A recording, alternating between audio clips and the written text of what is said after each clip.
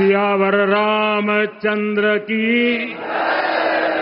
सियावर रामचंद्र की जय सिया राम।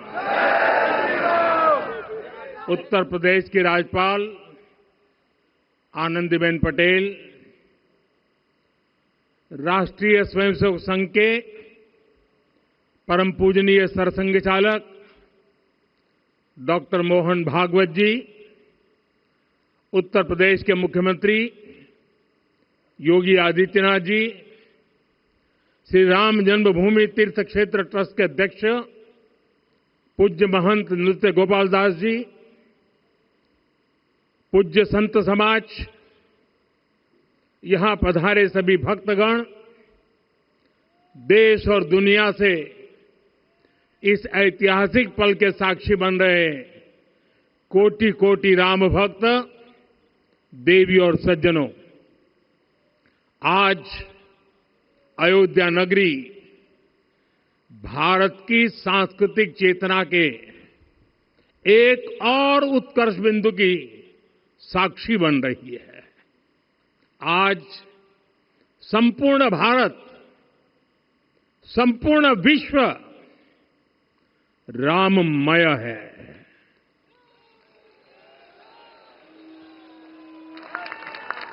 हर राम भक्त के हृदय में अद्वितीय संतोष है, असीम कृतज्ञता है, अपार अलौकिक आनंद है।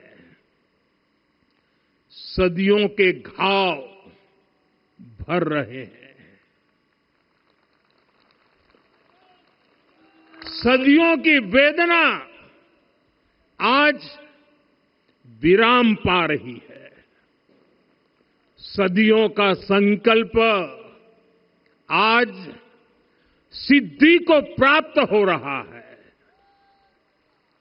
आज उस यज्ञ की पूर्णाहुति है जिसकी अग्नि 500 वर्ष तक प्रज्वलित रही। जो यज्ञ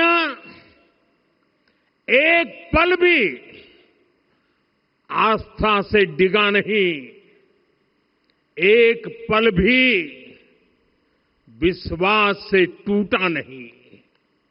आज भगवान श्री राम के गर्भगृह की अनंत ऊर्जा, श्री राम परिवार का दिव्य प्रताप इस धर्म ध्वजा के रूप में इस दिव्यतम भव्यतम मंदिर में प्रतिष्ठापित हुआ है।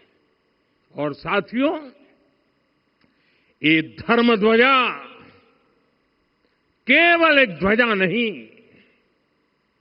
ये भारतीय सभ्यता के पुनर्जागरण का ध्वज है। इसका भगवा रंग, इस पर रचित सूर्य वंश की ख्याति, वर्णित होम शब्द और अंकित कोविदार वृक्ष राम राज्य की कीर्ति को प्रतिरूपित करता है।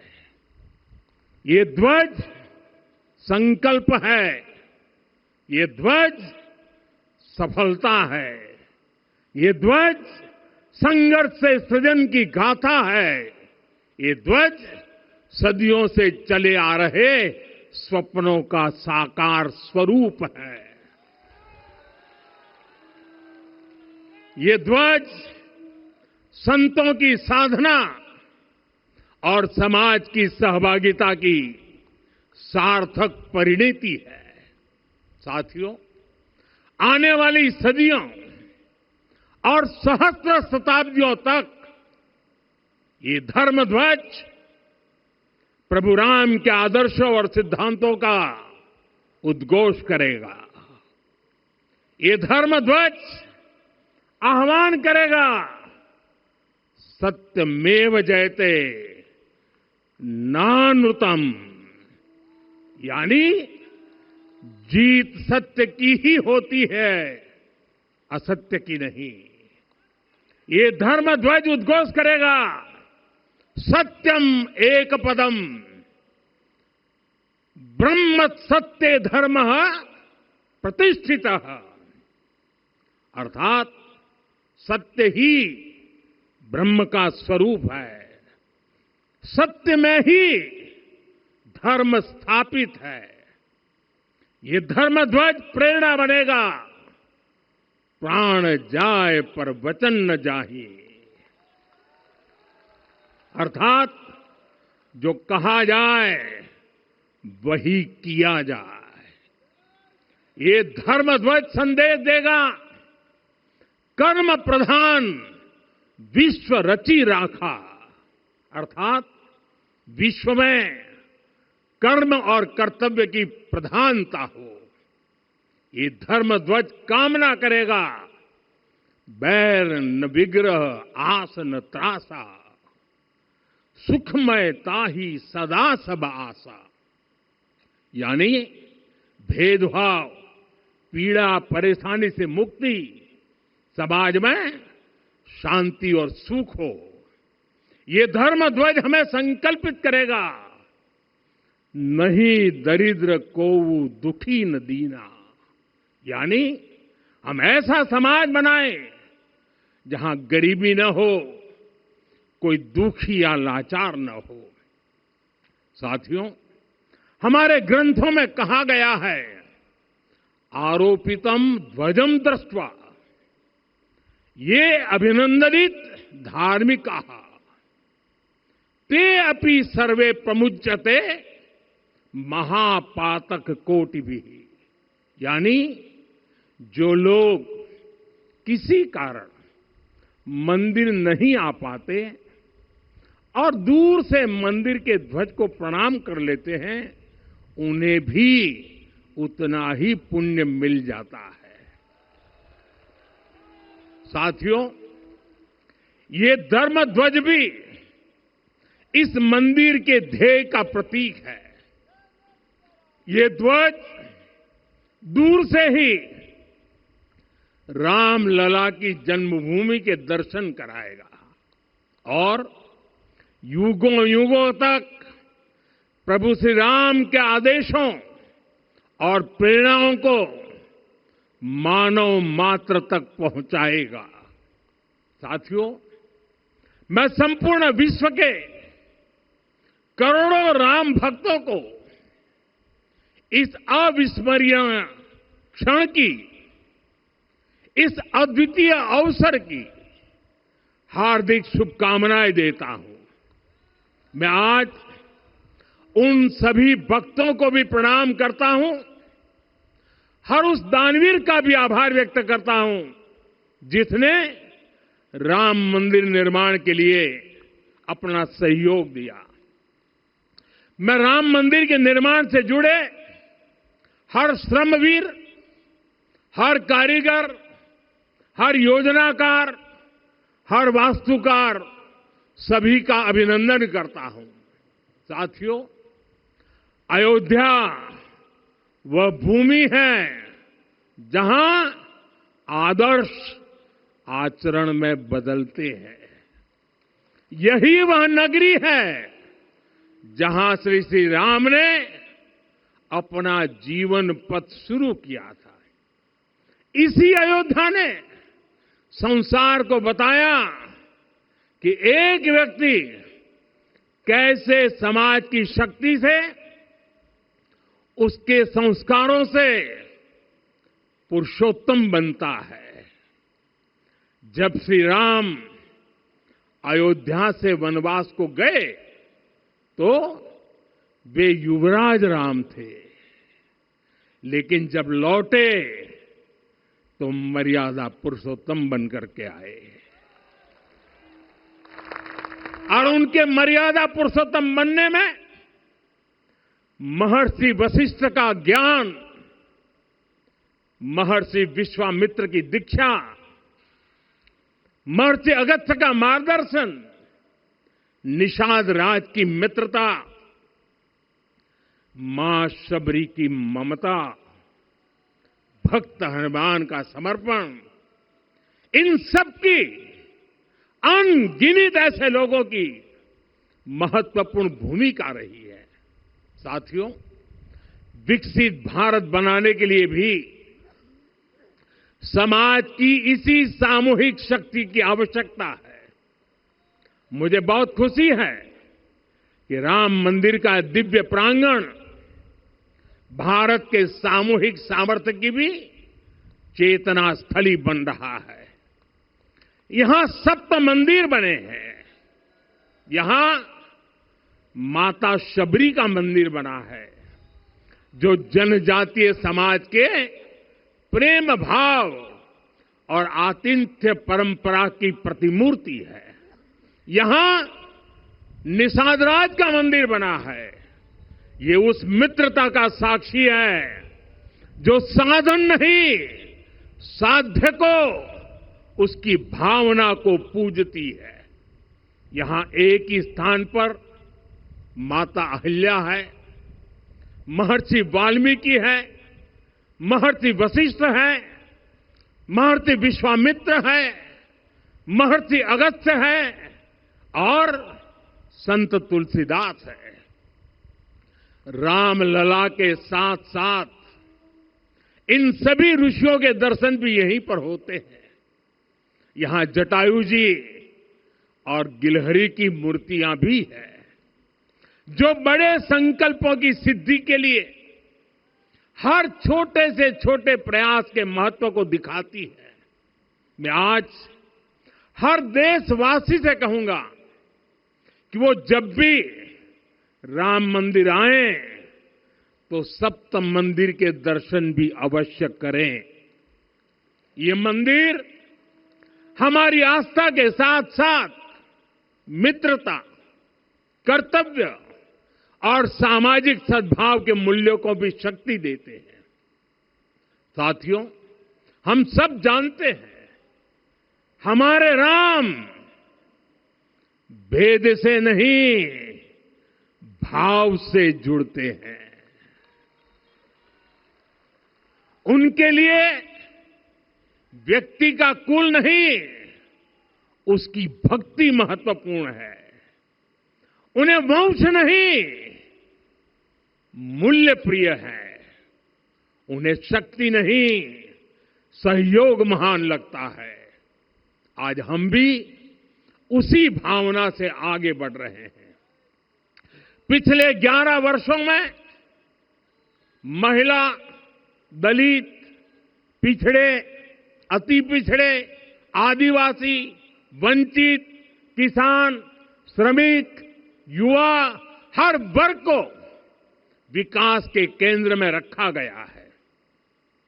जब देश का हर व्यक्ति, हर वर्ग, हर क्षेत्र सशक्त होगा, तब संकल्प की सिद्धि में सबका प्रयास लगेगा और सबके प्रयास से ही 2047 जब देश आजादी के 100 साल मनाएगा, हमें 2047 तक विकसित भारत का निर्माण करना ही होगा। साथियों, रामलला की प्राण प्रतिष्ठा के ऐतिहासिक अवसर पर मैंने राम से राष्ट्र के संकल्प की चर्चा की थी। मैंने कहा था कि हमें आने वाले 1000 वर्षों के लिए भारत की नींव मजबूत करनी है। हमें याद रखना है, जो सिर्फ वर्तमान का सोचते हैं, वो आने वाली पीढ़ियों के साथ अन्याय करते हैं। हमें वर्तमान के साथ साथ भावी पीढ़ियों के बारे में भी सोचना है, क्योंकि हम जब नहीं थे, ये देश तब भी था। जब हम नहीं रहेंगे, ये देश तब भी रहेगा। हम एक जीवंत समाज है। हमें दूरदृष्टि के साथ ही काम करना होगा। हमें आने वाले दशकों, आने वाली सदियों को ध्यान में रखना ही होगा। और साथियों, इसके लिए भी हमें प्रभु राम से सीखना होगा। हमें उनके व्यक्तित्व को समझना होगा। हमें उनके व्यवहार को आत्मसात करना होगा। हमें याद रखना होगा, राम यानी आदर्श, राम यानी मर्यादा, राम यानी जीवन का सर्वोच्च चरित्र, राम यानी सत्य और पराक्रम का संगम। दिव्य गुणे शक्र समो रामः सत्य पराक्रमः। राम यानी धर्म पथ पर चलने वाला व्यक्तित्व। रामः सत्पुरुषो लोके सत्यः सत्यपरायणः। राम यानी जनता के सुख को सर्वोपरि रखना, प्रजा सुखत्वे चंद्रस्य। राम यानी धर्म और क्षमा का दरिया। वसुधाया क्षमा गुणे है। राम यानी ज्ञान और विवेक की पराकाष्ठा। बुद्धया बृहस्पते तुल्य। राम यानी कोमलता में दृढ़ता। मृदु पूर्वज भाषते। राम यानी कृतज्ञता का सर्वोच्च उदाहरण। कदाचन नोपकारेण कृति नैकेन तुष्यति। राम यानी श्रेष्ठ संगति का चयन। शीला वृद्धे ज्ञान वृद्धे वयोवृद्धे च सज्जने। राम यानी विनम्रता में महाबल। वीर्यवान च वीर्येण महता स्वेन विस्मितः। राम यानी सत्य का अडिग संकल्प। न च अनुत्र कथो विद्वान। राम यानी जागरूक, अनुशासित और निष्कपट मन। निस्तिंद्र अपम्रत च स्वदोष परदोषवित। साथियों, राम सिर्फ एक व्यक्ति नहीं, राम एक मूल्य है, एक मर्यादा है, एक दिशा है। अगर भारत को साल 2047 तक विकसित बनाना है, अगर समाज को सामर्थ्यवान बनाना है, तो हमें अपने भीतर राम को जगाना होगा। हमें अपने भीतर के राम की प्राण प्रतिष्ठा करनी होगी। और इस संकल्प के लिए आज से बेहतर दिन और क्या हो सकता है। साथियों, 25 नवंबर का यह ऐतिहासिक दिन अपनी विरासत पर गर्व का एक और अद्भुत क्षण लेकर आया है। इसकी वजह है धर्म ध्वजा पर अंकित कोविदार वृक्ष। ये कोविदार वृक्ष इस बात का उदाहरण है कि जब हम अपनी जड़ों से कट जाते हैं तो हमारा वैभव इतिहास के पन्नों में दब जाता है। साथियों, जब भरत अपनी सेना के साथ चित्रकूट पहुंचे तो लक्ष्मण ने दूर से ही अयोध्या की सेना को पहचान लिया। ये कैसे हुआ, इसका वर्णन वाल्मीकि जी ने किया है। और वाल्मीकि जी ने क्या वर्णन किया है? उन्होंने कहा है, विराजित उद्गत स्कंधम कोविदार ध्वज रथे। लक्ष्मण कहते हैं, राम, सामने जो तेजस्वी प्रकाश में विशाल वृक्ष जैसा ध्वज दिखाई दे रहा है, वही अयोध्या की सेना का ध्वज है। उस पर कोविदार का शुभ चिन्ह अंकित है।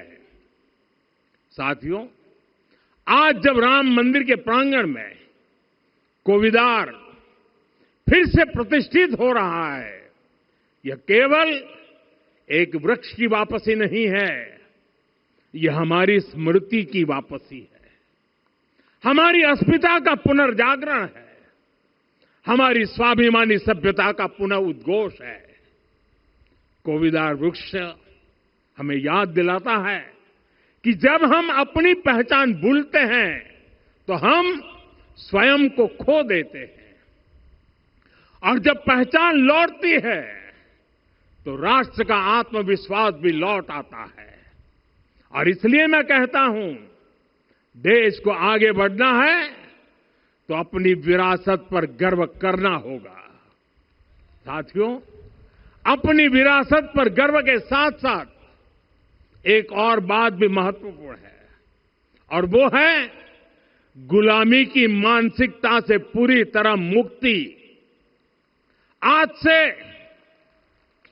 190 साल पहले 190 साल पहले साल 1835 में 1835 में मैकाले नाम के एक अंग्रेज ने भारत को अपनी जड़ों से उखाड़ने के बीज बोए थे।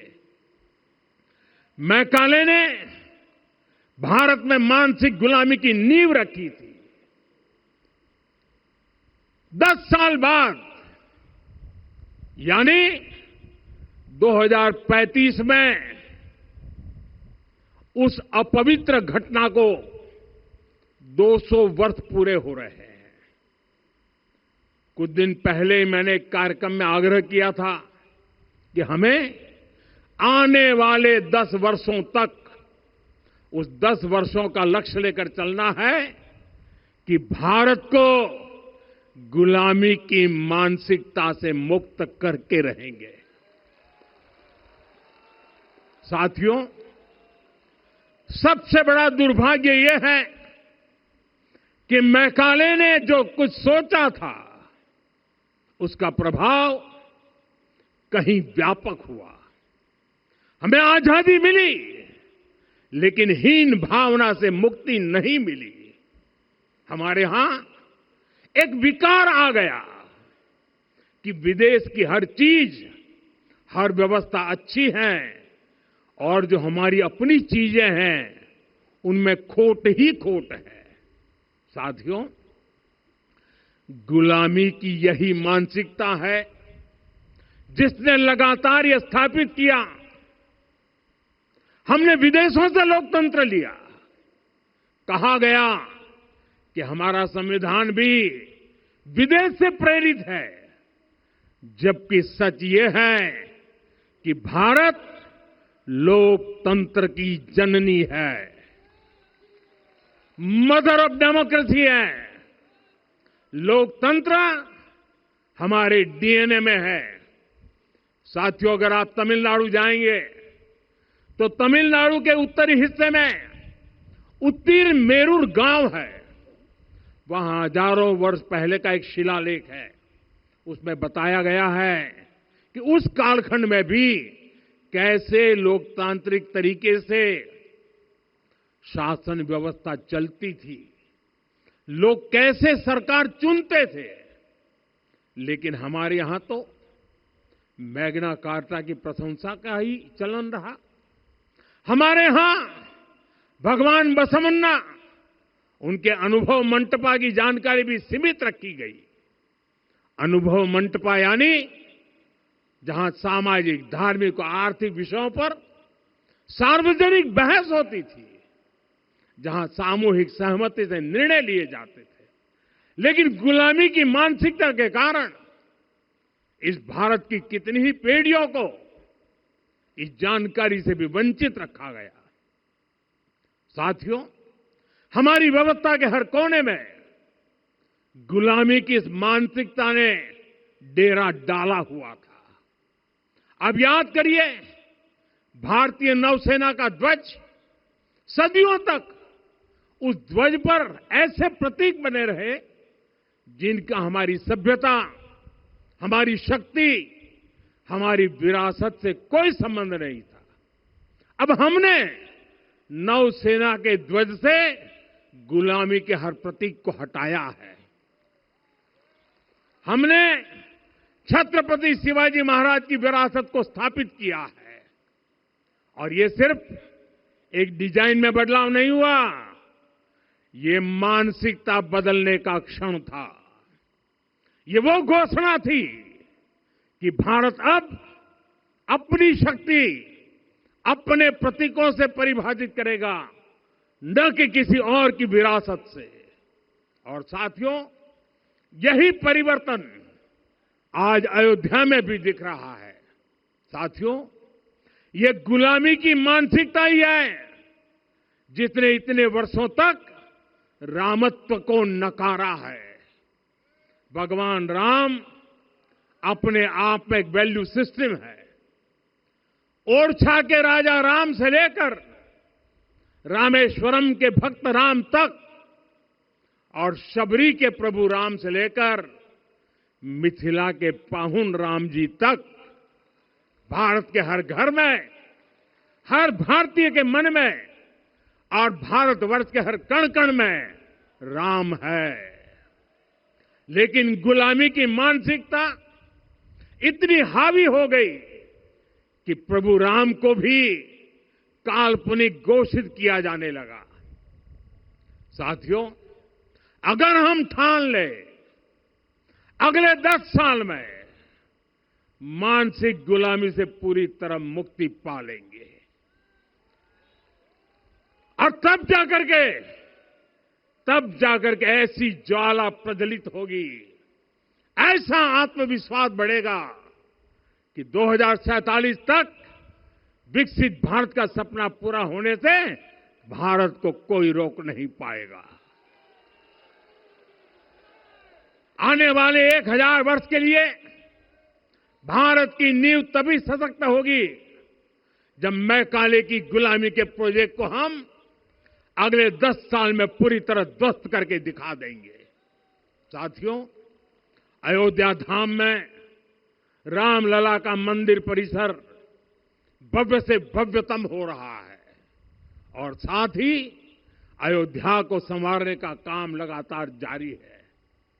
आज अयोध्या फिर से वह नगरी बन रही है जो दुनिया के लिए उदाहरण बनेगी। त्रेता युग की अयोध्या ने मानवता को नीति दी। 21वीं सदी की अयोध्या मानवता को विकास का नया मॉडल दे रही है। तब अयोध्या मर्यादा का केंद्र थी, अब अयोध्या विकसित भारत का मेरुदंड बनकर उभर रही है। साथियों, भविष्य की अयोध्या में पौराणिकता और नूतनता का संगम होगा। सरयू जी की अमृत धारा और विकास की धारा एक साथ बहेगी। यहां आध्यात्म और आर्टिफिशियल इंटेलिजेंस दोनों का तालमेल दिखेगा। राम पथ, भक्ति पथ और जन्मभूमि पथ से नई अयोध्या के दर्शन होते हैं। अयोध्या में भव्य एयरपोर्ट है। अयोध्या में आज शानदार रेलवे स्टेशन है। वंदे भारत और अमृत भारत एक्सप्रेस जैसी ट्रेनें अयोध्या को बाकी देश से जोड़ रही हैं। अयोध्या वासियों को सुविधाएं मिले, उनके जीवन में समृद्धि आए, इसके लिए निरंतर काम चल रहा है। साथियों, जब से प्राण प्रतिष्ठा हुई है तब से लेकर आज तक करीब 45 करोड़ श्रद्धालु यहां दर्शन के लिए आ चुके हैं।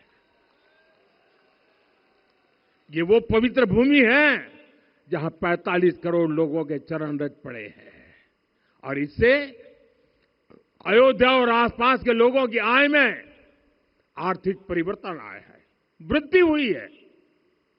कभी अयोध्या विकास के पैमानों में बहुत पीछे थी, आज अयोध्या नगरी यूपी के अग्रणी शहरों में से एक बन रही है।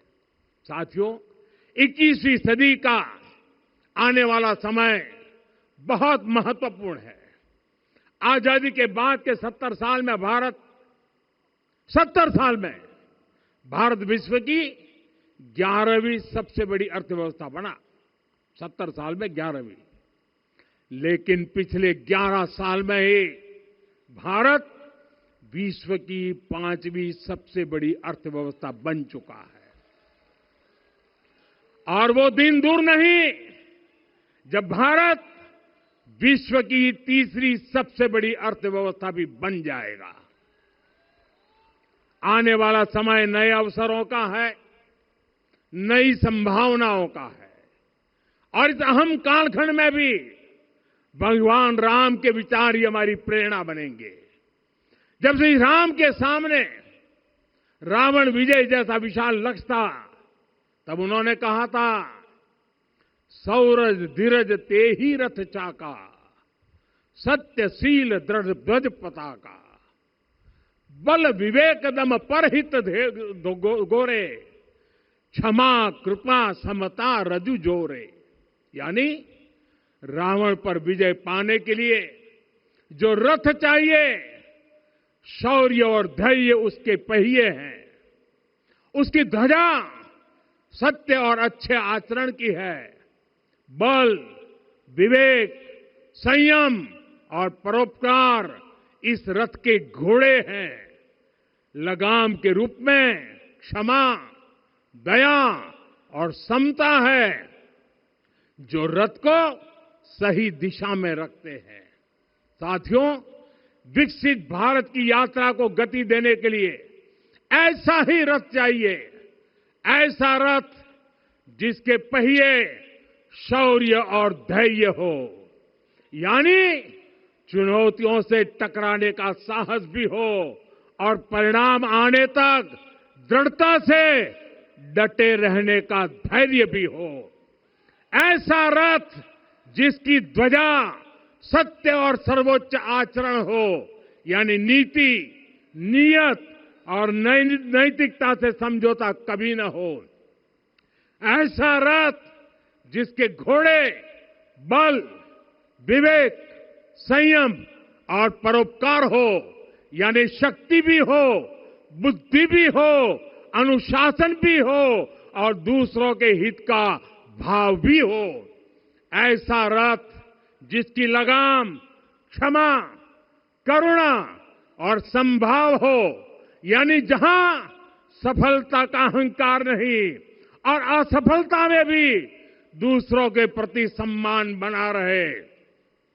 और इसलिए मैं आदरपूर्वक कहता हूं, ये पल कंधे से कंधा मिलाने का है, ये पल गति बढ़ाने का है।